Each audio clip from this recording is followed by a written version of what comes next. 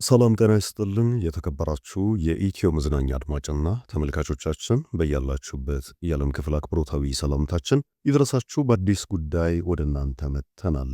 ለብስንቱ ተመልካቾችና ወዳጆች እጅግ ያልተጠበቀ ዜና በትላንትናው ዕለት ተሰምቷል። በተለይም ደግሞ ከሐምሌ 2014 ጀምሮ በስንቱ ተከታታይ የቴሌቪዥን ሲትኮም ድራማን በኢቢኤስ ቴሌቪዥን ሲመለከቱ ለቆዩ ላለፉት ወራቶችም ድራማ የተቋረጠበትን ምክንያትም ሲጠይቁ ለነበሩ የበስንቱ ድራማ ወዳጆች እጅግ ያልተጠበቀ መረጃ ወጥቷል። በቀጣይ ተወዳጁ ድራማ በቻናል ዋን የመጀመሪያ ክፍሉን ይዞ ብቅ ሊል እንደሆነና ቀረጻ መጀመሩ ስክሪፕት ተጠናቆ አርቲስቶች እጅ እንደገባና ሐሙስ ዕለትም የመጀመሪያ ክፍል ቀረጻ መጀመሩ ተነግሯል። ከመጪው ፋሲካ ጀምሮም በአዲስ የቴሌቪዥን ጣቢያ መታየት እንደሚጀምርም ተረጋግጧል። አብሪኮና ቻናል ዋን ያደረጉትን ውልና መስማማት ከዚህ ባሻገር ደግሞ ከኢቢኤስ ቴሌቪዥን ጋር በስንቱ ድራማና የበስንቱ ድራማ ፕሮዳክሽን የተለያየበትን ምክንያትና ኢቢኤስ ቴሌቪዥን እየገጠሙ ያለውን ሰሞንኛ ጉዳይ በተመለከተም የተሰሙ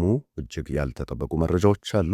ኢቢኤስ ቴሌቪዥን እጅግ ያልተጠበቀ ክፍያን በየሳምንቱ ለሚተላለፈው የቴሌቪዥን ድራማ ሲፈጽም እንደቆየና ላለፉት 581 ክፍሎችም ከ140 ሚሊዮን ብር በላይ ክፍያን በስንቱ ድራማ ማድረጉ ተነግሯል። ከአንዳንድ ወጪዎች መብዛትም ጋር ላለፉት ሳምንታቶች ከአብሪኮ ፕሮዳክሽን ጋር ሰፊ ውይይቶችና ድርድሮች እንደነበሩ፣ ነገር ግን መጨረሻ ላይ ባለመሳካት መጠናቀቃቸውና ይህንንም ተከትለው በኢትዮጵያ የሲትኮም ታሪክ የሲትኮም ደረጃን አንድ ደረጃ ከፍ ያደረገው የበስንቱ ድራማ ለዓመታት ከኢቢኤስ ቴሌቪዥን ጋር የነበረውን ወዳጅነት ማጣቱ ተነግሯል።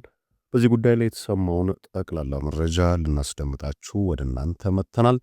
እስከ መረጃው ፍጻሜ ድረስ ቆይታችሁን ከኢትዮ መዝናኛ ጋር እንድታደርጉና ለዚህ ተወዳጅ ቻናልም አዲስ ከሆናችሁ የሰብስክራይብ ምልክቱን በመጫን ፈጣን መረጃ እንዲደርሳችሁ የደውል ምልክቱን በመንካት ቪዲዮን ላይክ፣ ሼር በማድረግ ሐሳባችሁን በኮመንት ላይ በማስፈር ቤተሰብ እንድትሆኑ አክብሮታዊ ግብዣችንን ከወዲሁ ልናደርሳችሁ እንወዳለን። ቀጥታ ወደ ዕለታዊ መረጃችን እናልፋለን።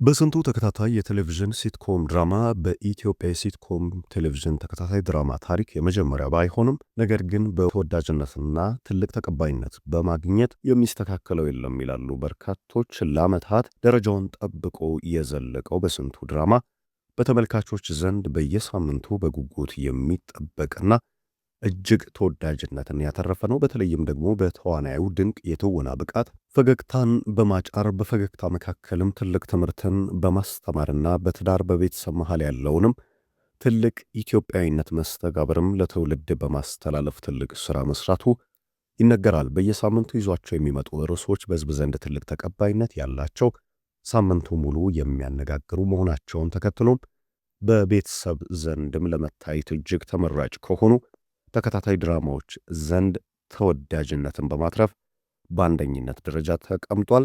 ከዚህ ባሻገር ባለፉት ዓመታቶችም በተደረጉ ሽልማቶችም በሲትኮም ቴሌቪዥን ተከታታይ ድራማዎች የመጀመሪያው በመሆን ተከታታይ ሽልማቶችንም ሲያሸንፍ የቆየ ተወዳጅ የቴሌቪዥን ድራማ ነበር። በበስንቱ ተከታታይ የቴሌቪዥን ድራማ በተለይም ደግሞ የሂሩቴና በስንቱ ማለትም የተዋናይ መስከረም አበራ እንዲሁም ደግሞ አለማየሁ ታደሰ ጥምረት እጅግ የማይዘነጋ ነው። ድንቅ የሆነ ብቃታቸውን በዚህ የተከታታይ ድራማ አሳይተዋል። ነገር ግን ድራማው ላለፉት ወራቶች መቋረጡን ተከትሎ በተመልካች ዘንድ ለኢቢኤስ ቴሌቪዥን ጥያቄዎች ሲቀርቡ ቆይተው ነበር። ድራማው ለምን ተቋረጠ የሚሉ ሐሳቦች መስፋት ሲነሱ ነበረ። የተቋረጠበት ሰሞን ላይ የተከታታይ ድራማው ተዋናይና ፈርጥ የሆነችው መስከረም አበራን እርግዝናና መውለድ ተከትሎ ድራማው እንደተቋረጠና ከረፍት ስትመለስ ድራማው በኢቢኤስ ቴሌቪዥን እንደሚቀጥል ተገልጾ ነበረ።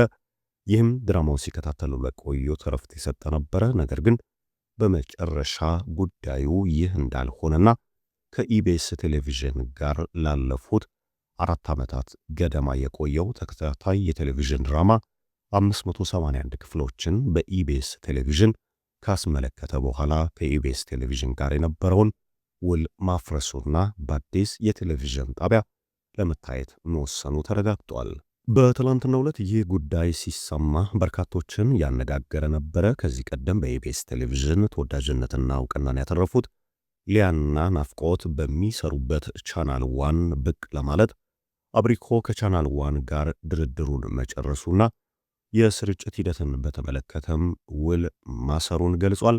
በቀጣዩ የፋሲካ በዓል መዳረሻም የበስንቱ ድራማ የመጀመሪያ ክፍል በቻናል ዋን የሚታይ ሲሆን ስክሪፕት ለተዋናዮች እንደተሰጠና በትላንትናው ዕለት ማለትም ሐሙስ ቀን የመጀመሪያ ቀረጻውም እንደጀመረ ተገልጿል። አብሪኮ ከቻናል ዋን ጋር የነበረውን ስምምነት በተመለከተ በወጡ መረጃዎችም በጣቢያው የዩቲዩብ ቻናል እንደማይተላለፍና ሙሉ በሙሉ የዩቲዩብ ቻናል ገቢው ለአብሪኮም እንደሚሆን ተገልጿል።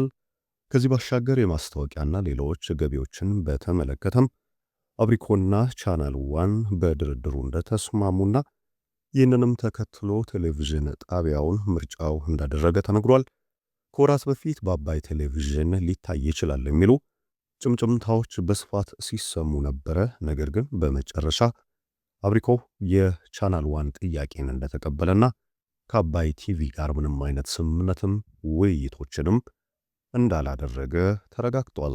ከሐምሌ 2014 ጀምሮ ላለፉት 4 ዓመታት ገደማ በኢቢኤስ ቴሌቪዥን የታየው በስንቱ ድራማ ከ581 ክፍሎች በላይ የታየ ሲሆን በእያንዳንዱ ክፍልም ኢቢኤስ ቴሌቪዥን ተቋም ለአብሪኮ ፕሮዳክሽን በየክፍሉ 240 ሺህ ብር ሲከፍል መቆየቱም ተነግሯል። ይህም ማለት 581 ክፍል የታየው በስንቱ ድራማ ከኢቢኤስ ጣቢያ ከ140 ሚሊዮን ብር በላይ ክፍያን መቀበሉ ተነግሯል። ይህንንም ተከትሎ ኢቢኤስ ቴሌቪዥን አንዳንድ የድራማ ወጪዎች እጅግ እየጨመሩ መምጣታቸውን ተከትሎ ከአንድም ሁለቴ የክፍያ ቅነሳ እንዳደረገና በዚህም የድራማው አዘጋጆች ደስተኛ እንዳልሆኑ ይህንንም ተከትሎ ድራማውን ለማቋረጥና ውይይት ለማድረግ እንደተስማሙ ተነግሯል። ላለፉት ወራቶች የነበረው ውይይት ግን ድራማው በኢቢኤስ ቴሌቪዥን እንዲቀጥል ያደረገው እንዳልሆነና ኢቢኤስም በአቋሙ እንደጸና አብሪኮ ፕሮዳክሽንም ሂሳብ ተቀንሶ መስራት አልፈልግም፣ ገቢዬ ተመናምኗል በሚል በመጨረሻ ከኢቢኤስ ጋር ያለውን ወዳጅነት ለማቋረጥ መወሰኑ ተነግሯል። በኢቢኤስ ተቋም የተከሰተው ሰሞንኛ ነገርም እጅግ በርካታ ጥያቄ እያስነሳ ይገኛል። ጉዳዩ አብሪኮ የበስንቱ ድራማን ፕሮዳክሽን ብሎም ደግሞ ኢቢኤስ ተቋምንም ሊጎዳ የሚችል ስለመሆኑ በርካቶች ሐሳብ አስተያየታቸውን በዚህ ጉዳይ ላይ እየሰጡ ይገኛል። ላለፉት 4 ዓመታት በኢቢኤስ ተቋም ተመልካች ተወዳጅነትን ያተረፈው በኢቢኤስ ቴሌቪዥን ካሉ ተመልካቾችም እጅግ ተወዳጅ ከሆኑ ዝግጅቶች መካከል አንዱ እንዲሆን ያደረገው ተቋሙ ይህን ድራማ አሳልፎ መስጠቱ ሊጎዳው ይችላል የተባለ ሲሆን ከዚህ ባሻገር ደግሞ የበስንቱ ድራማ ከዚህ ቀደም በኢቢኤስ ቴሌቪዥን እንደነበረው ተወዳጅነቱን ይዞ ማስቀጠል ይችላል። በቻናል ዋንስ ምን ይገጥሟል? በቻናል ዋን ተመልካቾች ዘንድስ ተቀባይነቱ ምን ይሆናል የሚለው ጉዳይም በቀጣይ የሚታይ ነው። የበስንቱ ድራማ በቻናል ዋን ስኬት ይገጥሟል። ኢቢኤስ ቴሌቪዥንም የበስንቱ ድራማን በመተካት በቀጣይ ለተመልካቾቹ ጥራት ያለው ተከታታይ ሲትኮም ድራማን ይዘው ይመለሳሉ የሚለውም እጅግ አጓጊ ነው። እኛም መረጃውን በዚህ መልኩ ለእናንተ አደረስን። ዕለታዊ መረጃችን ይህንን ይመስል ነበር። ከልብ አመሰገንን።